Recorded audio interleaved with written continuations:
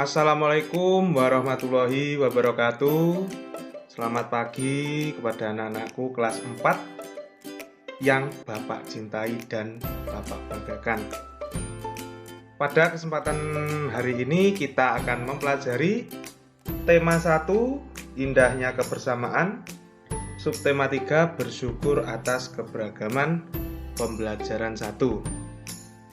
Nah, sebelum kita atau Bapak mengawali pembelajaran pada pagi hari ini, marilah kita berdoa terlebih dahulu supaya pembelajaran kita pada hari ini dapat bermanfaat bagi anak-anak dan kita semua, seperti itu.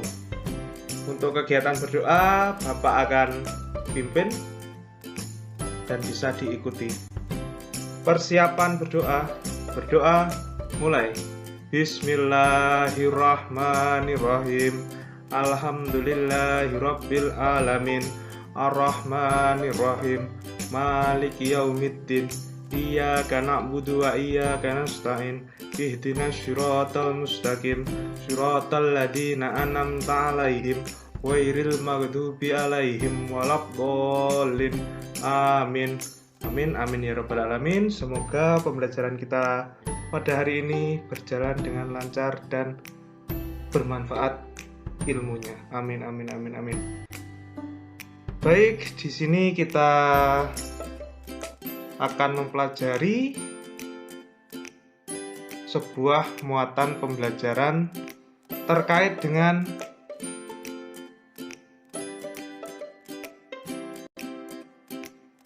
gagasan pokok dan gagasan pendukung. Nah, di sini untuk anak-anakku, apakah ada yang tahu mengenai arti gagasan pokok dan gagasan pendukung? Coba, siapa yang tahu akan arti gagasan pokok dan gagasan pendukung itu? Jika belum, Bapak akan menjelaskan terkait dengan gagasan pokok dan gagasan pendukung yang akan kita pelajari pada hari ini.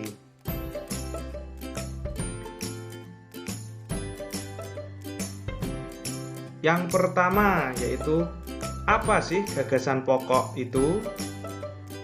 Gagasan pokok merupakan inti atau ide utama dari sebuah paragraf yang kemudian dikembangkan menjadi paragraf utuh. Jadi, gagasan pokok itu merupakan suatu ide daripada paragraf yang mana akan kemudian dikembangkan menjadi sebuah paragraf yang utuh. Seperti itu.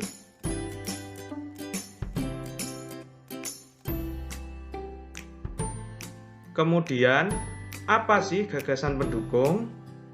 Gagasan pendukung adalah gagasan yang tersusun atas kalimat penjelas. Maksudnya, gagasan pokok ataupun gagasan pendukung itu secara umum disajikan dalam bentuk kalimat, yang mana dalam setiap paragraf itu hanya terdapat satu gagasan pokok saja.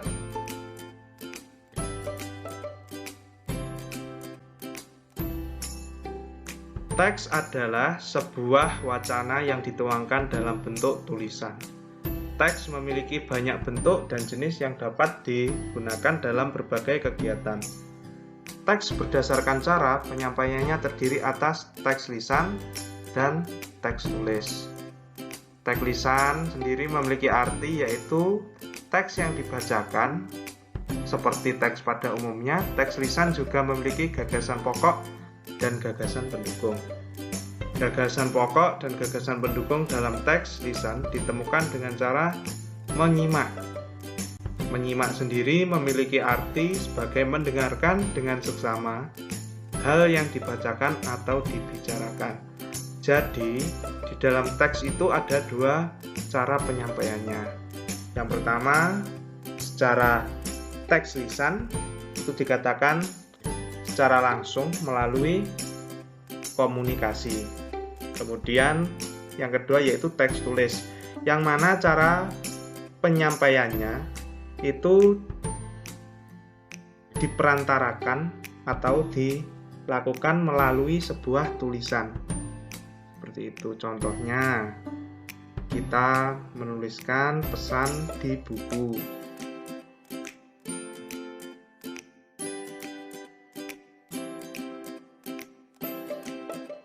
Nah, kemudian untuk anak-anak silahkan menyimak bacaan makanan khas Minangkabau, yaitu rendang pada bacaan berikut ini.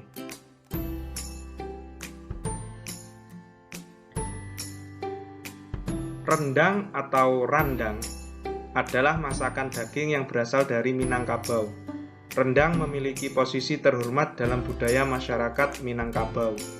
Rendang memiliki filosofi tersendiri bagi masyarakat Minang, Sumatera Barat, yaitu musyawarah dan mufakat.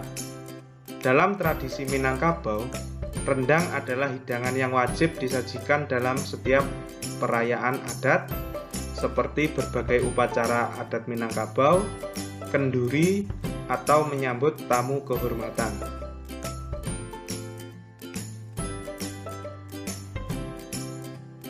Rendang adalah masakan yang mengandung bumbu rempah yang kaya. Selain bahan dasar daging, rendang menggunakan santan kelapa atau karambia dan campuran dari berbagai bumbu khas yang dihaluskan diantaranya cabai atau lado, serai, lengkuas, kunyit, jahe, bawang putih, bawang merah, dan aneka bumbu lainnya yang biasanya disebut sebagai pemasak. Keunikan rendang adalah penggunaan bumbu-bumbu alami yang bersifat antiseptik dan membunuh bakteri patogen sehingga bersifat sebagai bahan pengawet alami. Bawang putih, bawang merah, jahe, dan lengkuas diketahui memiliki aktivitas antimikroba yang kuat. Tidak mengherankan jika rendang dapat disimpan 1 minggu hingga 4 minggu.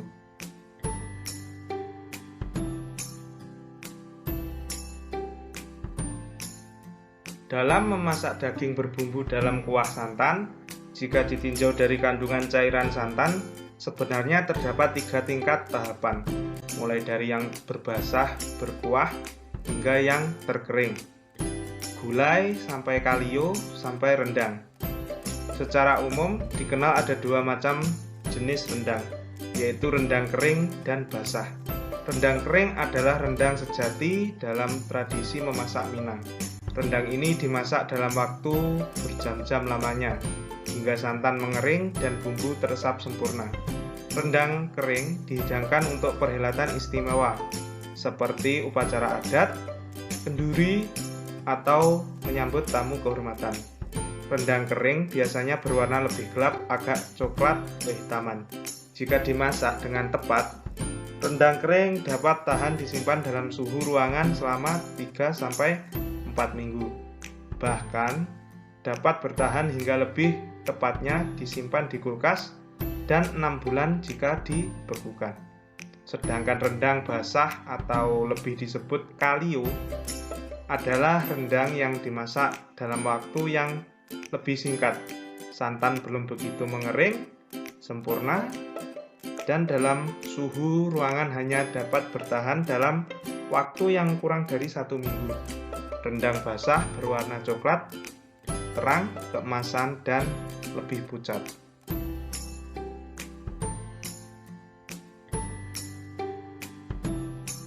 Setelah kalian menyimak pembacaan makanan khas Minangkabau di atas, mari kita bedah bersama terkait dengan mana bacaan yang termasuk paragraf pertama, paragraf kedua, dan paragraf yang ketiga.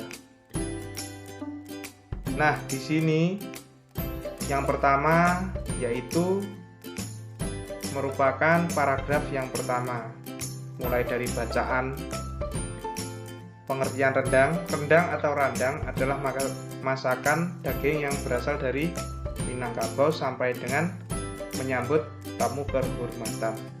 Itu merupakan paragraf pertama.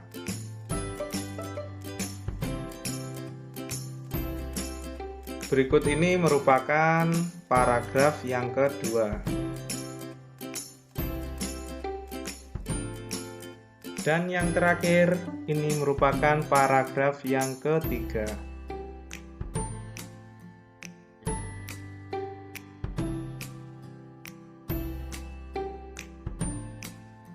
Baik, setelah kita menganalisis bacaan makanan khas Minangkabau, mulai menganalisis paragraf yang pertama mana, yang kedua, kemudian yang ketiga. Selanjutnya kita akan menganalisis terkait gagasan pokok dan gagasan pendukung yang terdapat di bacaan makanan khas Minangkabau. Yang pertama yaitu gagasan pokoknya yang terdapat di paragraf pertama. Gagasan pokoknya adalah rendang merupakan makanan khas Minangkabau. Kemudian gagasan pendukungnya yaitu rendang wajib disajikan dalam perayaan adat. Rendang memiliki filosofi tersendiri bagi masyarakat Minang.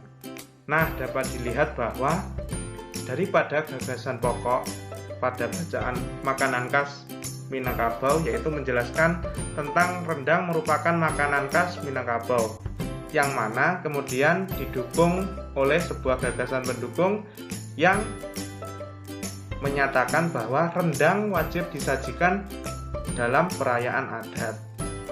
Kemudian rendang memiliki filosofi tersendiri bagi masyarakat Minang. Nah, pada gagasan pendukung ini dikatakan bahwa dua kalimat ini mendukung daripada bacaan gagasan pokok yang pertama ini, yang rendang merupakan makanan khas Minangkabau. Seperti itu untuk analisis gagasan pokok dan gagasan pendukung pada paragraf pertama.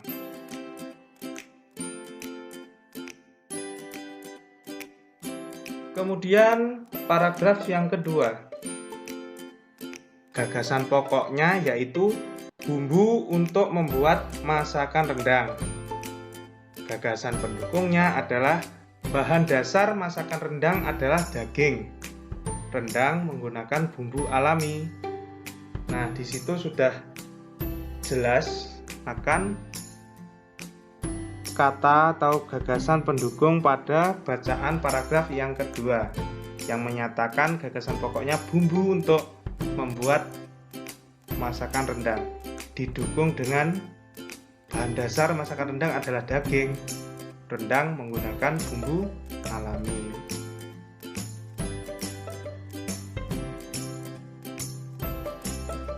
Selanjutnya yaitu paragraf ketiga. Gagasan pokoknya adalah ada dua jenis rendang. Kemudian untuk gagasan pendukungnya yaitu cara memasak rendang kering dan cara memasak rendang basah.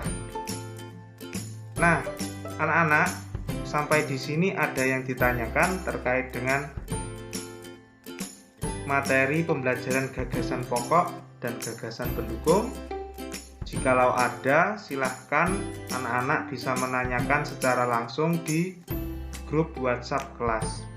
Untuk pertanyaannya bisa langsung diketik di situ.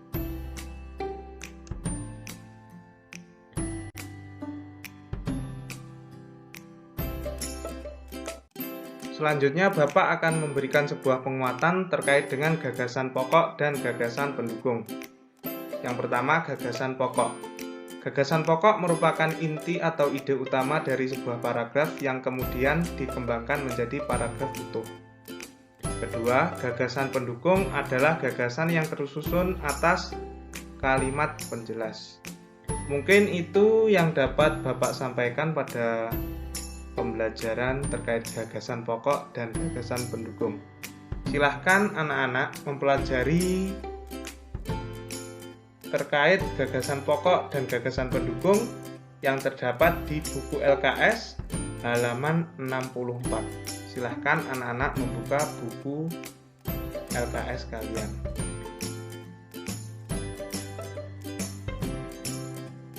Terima kasih kepada anak-anakku yang telah mengikuti pembelajaran pada pagi hari ini. Semoga pembelajaran pada hari ini atau pagi ini dapat bermanfaat untuk kalian semua. Amin, amin, ya rabbal alamin.